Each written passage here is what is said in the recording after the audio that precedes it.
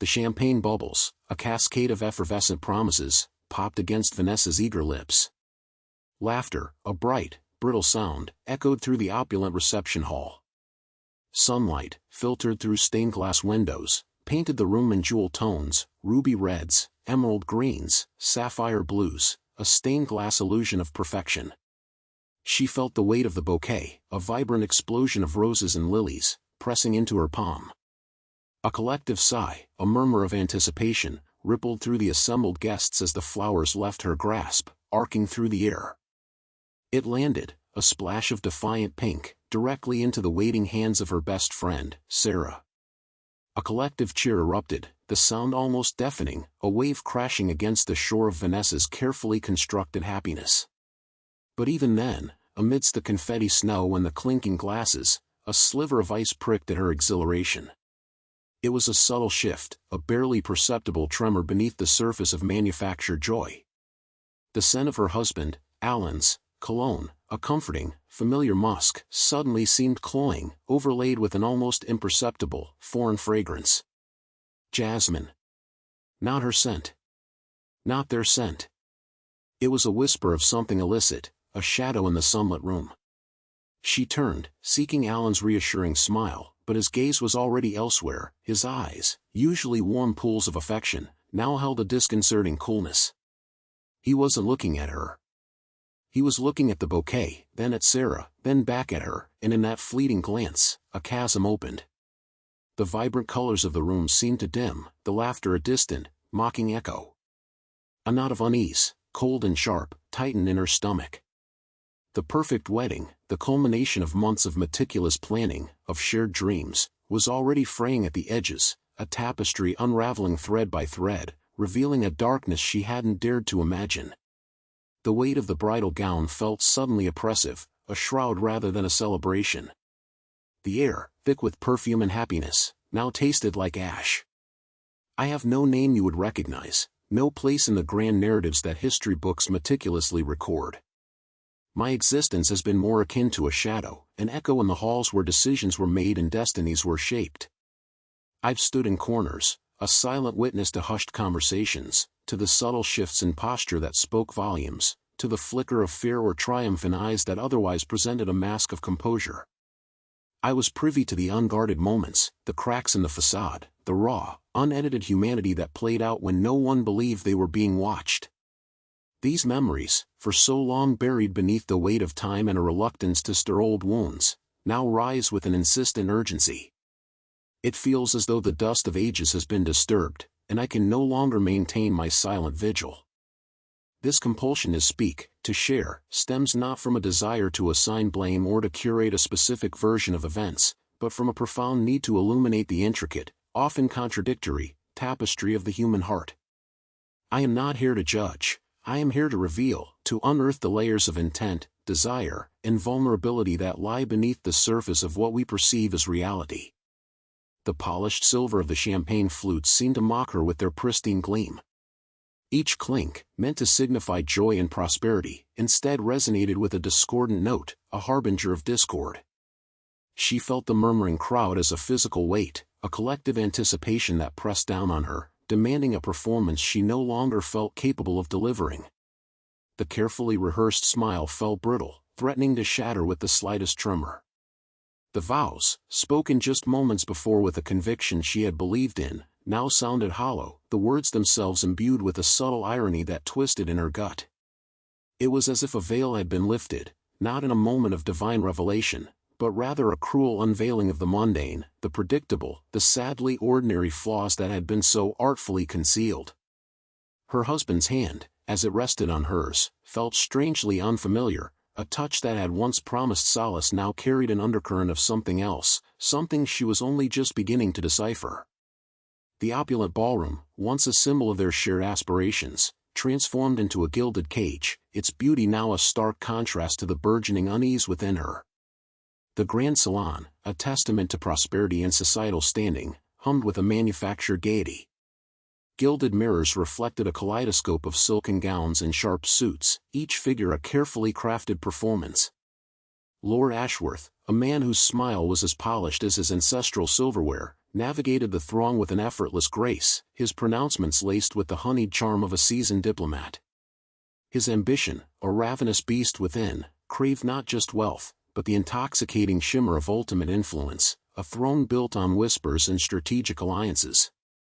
Yet, beneath this veneer of assured power lay a brutal core of insecurity, a fear of obsolescence that drove his every calculation. Lady Eleanor, his wife, moved through this glittering tableau like a swan on troubled waters, her outwardly serene composure a fragile dam against the rising tide of suspicion. Her motivation was survival, a desperate desire to preserve the semblance of a life that had, for years, been a hollow echo. Her weakness, however, was a naive faith, a lingering belief that the foundations of their union, though cracked, might still hold. The air in the ballroom was thick with unspoken agreements and clandestine glances, a fertile ground where loyalty withered like a cut flower. Here, reputations were fragile butterflies, easily crushed by a careless word, and trust was a delicate thread, often snapped by the slightest tension.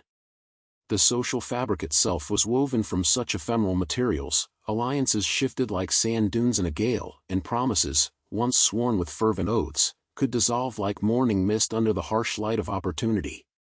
The opulent surroundings, the very symbol of their elevated status, paradoxically underscored their vulnerability. It was a world where every smile could be a mask, every handshake a subtle probe, and the most dangerous weapons were often the most beautifully disguised. The outward appearances of perfect harmony and unwavering devotion were a meticulously constructed facade, a carefully curated illusion designed to conceal the rot that festered beneath the surface, a quiet epidemic of deceit spreading through their rarefied circles. It began subtly, almost imperceptibly, like the faintest tremor beneath solid ground. A forgotten appointment, a shared secret that suddenly felt exposed, a casual remark that lingered with an unsettling double meaning. These were the first hairline fractures in the polished veneer of their carefully constructed reality.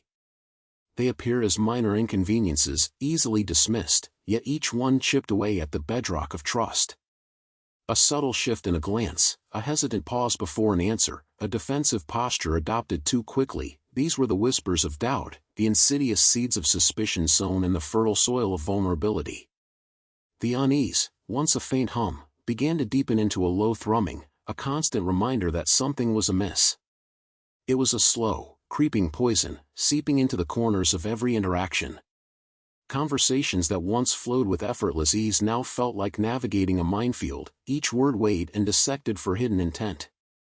The warmth that once characterized their exchanges began to cool, replaced by a subtle, almost imperceptible chill. The unspoken became a chasm, growing wider with every unanswered question, every averted gaze. A shadow of apprehension would fall over gatherings, not with a bang, but with a suffocating silence that choked out genuine connection. As this atmosphere thickened, a profound sense of isolation began to take hold. The perceived threats, though never fully articulated, created an invisible barrier, pushing others further away. Familiar faces started to appear alien, their motives inscrutable. The constant vigilance, the need to decipher hidden meanings, drained energy and eroded the capacity for open-hearted engagement. Laughter, when it did surface, felt brittle, lacking its former resonance. Each perceived betrayal, however small, amplified the feeling of being adrift, a solitary island in a sea of uncertainty, increasingly exposed and susceptible to the currents of manipulation that now seemed to swirl around them with relentless purpose. The air in the room, once familiar and comforting, thickened with an invisible, suffocating pressure. It started with a hushed conversation, a few stray words overheard, a sliver of a sentence that snagged on her attention like a splinter. Then, the chillingly casual confession, delivered with an unnerving lack of remorse, unraveled the tapestry of their shared life thread by painstaking thread. It wasn't a slow erosion, it was an implosion. The ground beneath her feet didn't just shake, it shattered, revealing a chasm of deceit that swallowed all semblance of reality. A cold dread, like icy fingers, squeezed her heart, stealing her breath. Then came the searing pain, a raw, visceral agony that felt like being flayed alive. Humiliation washed over her in hot, suffocating waves, burning her cheeks and blurring her vision with unshed tears. The person she had trusted implicitly, the one who held the keys to her vulnerability, had wielded them as weapons, plunging them deep into her core. A guttural cry, a sound ripped from the depths of her being, escaped her lips, a primal scream of betrayal and loss. His reaction was a storm of defensiveness and a flicker of something akin to panic, quickly masked by a stony silence that was more damning than any spoken word. The facade of their life together crumbled, revealing the hollow emptiness beneath. The world outside the room, once vibrant and full of promise, suddenly appeared muted, draped in a perpetual twilight. Shadows lengthened, distorting familiar objects into menacing shapes, and the silence that now descended was no longer peaceful, but pregnant with unspoken accusations and the deafening roar of her shattered trust. The betrayal wasn't just an act, it was a fundamental alteration of her perception, a blinding light that exposed the rot hidden in plain sight.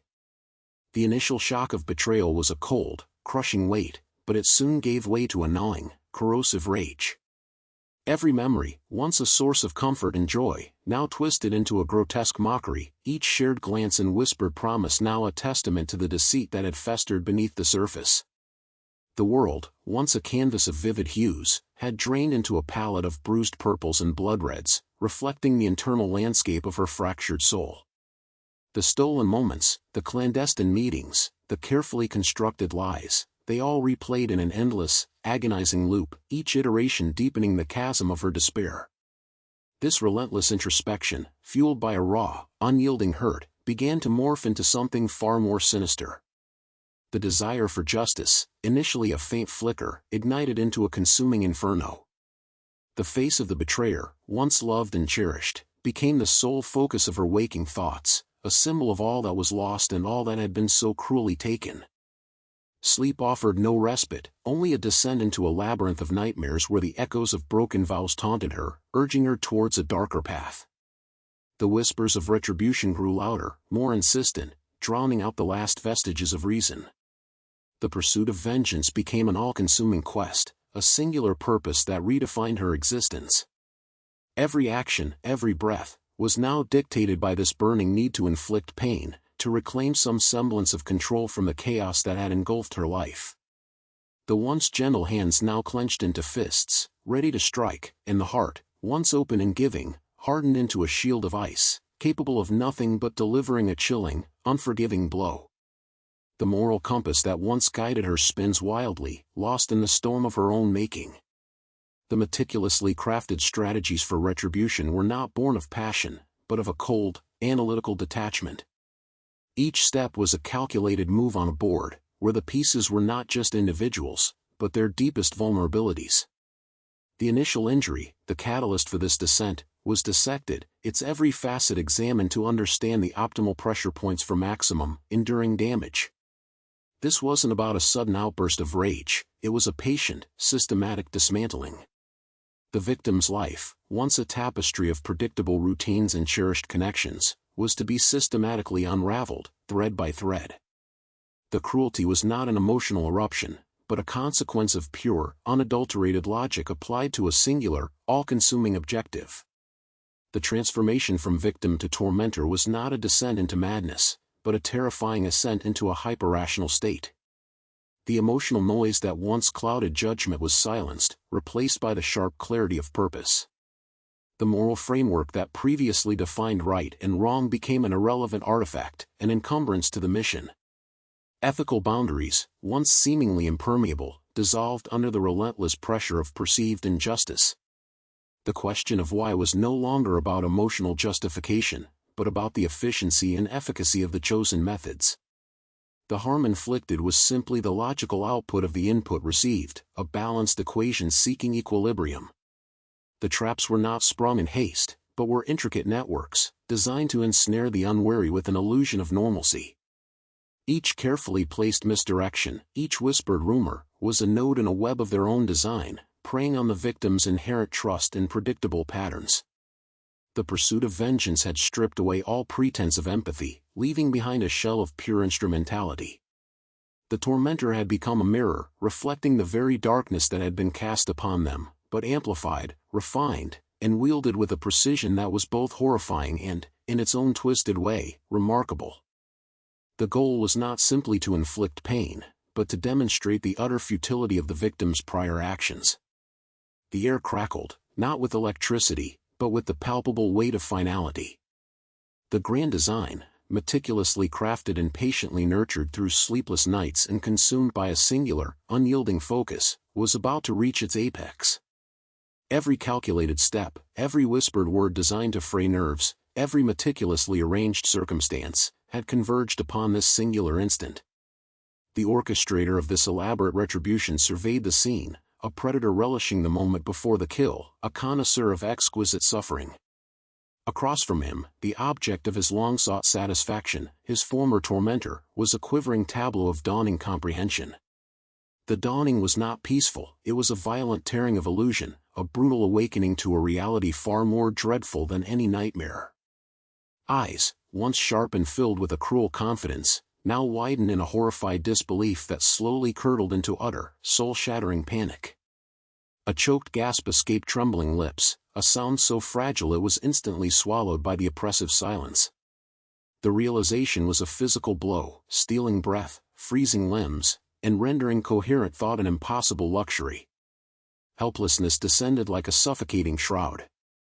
Every avenue of escape, every past strategy for survival, dissolved into nothingness against the implacable advance of the inevitable. The victim's pleas, when they finally managed to form, were mere whispers against the roaring tempest of their own undoing, choked by a terror that clawed at their throat.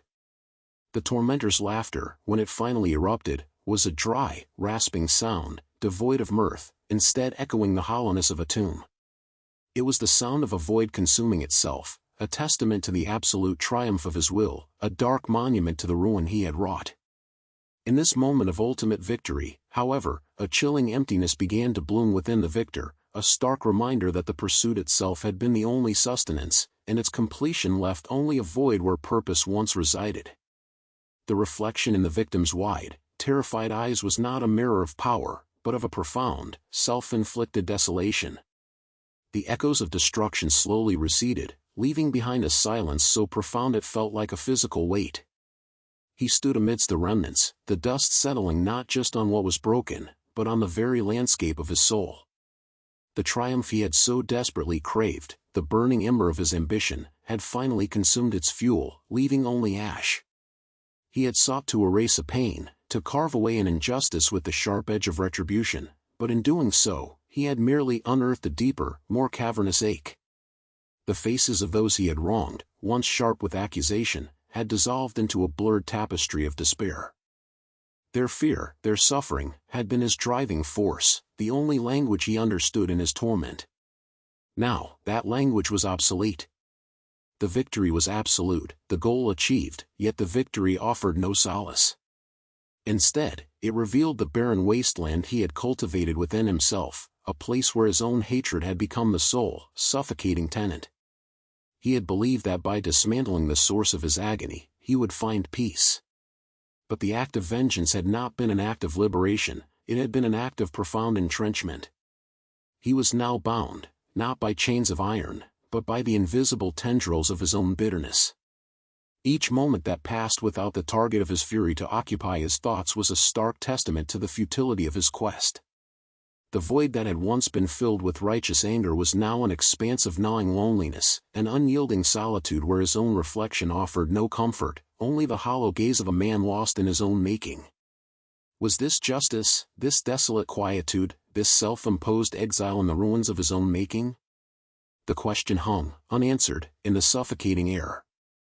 The echoes of his past actions, once a roaring tide of righteous fury, had receded, leaving behind a desolate shore of profound introspection. He had pursued a singular path, convinced of its absolute rectitude, but the stark reality of its aftermath was a chilling testament to the hubris that had guided his hand. The mistakes, once obscured by the fervor of his convictions, now stood stark and undeniable. He had underestimated the fragile threads that bound lives together, the intricate tapestry of consequences woven by even the most well-intentioned interventions. In his relentless pursuit of a perceived greater good, he had inadvertently fractured that tapestry, leaving gaps that no amount of subsequent effort could fully mend. This journey, however arduous and steeped in sorrow, was not without its transformative power. the man who had been consumed by the fire of his convictions now found himself walking through the embers, learning to distinguish between the heat of passion and the enduring warmth of genuine compassion.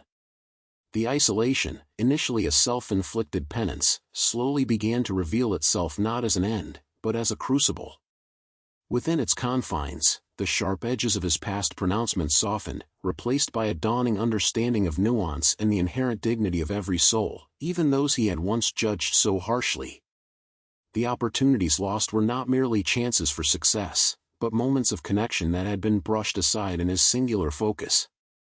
He now recognized the profound value in empathy, in listening before judging, in offering a hand rather than wielding a sword. This shift was not a capitulation, but an elevation of his spirit, a testament to the enduring capacity for growth and the redemptive power of humility. The loneliness, once a cage, began to feel more like a quiet space for reevaluation, a fertile ground where seeds of wisdom could finally take root, promising a future built not on condemnation, but on understanding and the quiet strength of a heart that has learned to forgive, both itself and others. The sting of betrayal, a serpent's venom, once coiled so tightly within, has begun to loosen its grip.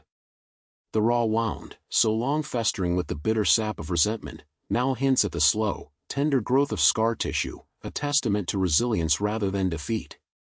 Vengeance, a shadowed lover that promised solace, has revealed its hollow embrace, leaving only a deeper emptiness in its wake. The intricate tapestry of human connection, so easily torn by a single, careless thread, reminds us of its inherent fragility. We build our castles of trust, brick by painstaking brick, only to watch them crumble under the weight of unspoken words or deliberate falsehoods. Yet, within this delicate architecture of the heart, lies a bewildering complexity. The same hands that can inflict the deepest pain are also capable of the most profound tenderness. Our nature, a swirling nebula of light and shadow, is a constant dance between our noblest aspirations and our basest impulses. To witness a transgression is to peer into the abyss of another's choices, but also, in reflection, to glimpse the echoes of our own potential missteps. The lonely nights, once a barren landscape of regret, have transformed into silent observatories, where the constellations of past actions are charted with a newfound clarity. The echoes of that shattered trust, though softened by time, serve as a potent reminder. Let the memory of those bitter trials be a guiding star, not a haunting specter. Seek not the swift retribution that blinds, nor the enduring bitterness that corrodes the soul. Instead, cultivate the quiet strength that arises from acknowledging the inherent imperfection in all of us, the capacity for both grievous error and graceful redemption. For in understanding the delicate balance of the human spirit, we learn to tread more carefully upon the paths of love and fellowship, etching a legacy not of regret, but of wisdom earned and compassion freely given.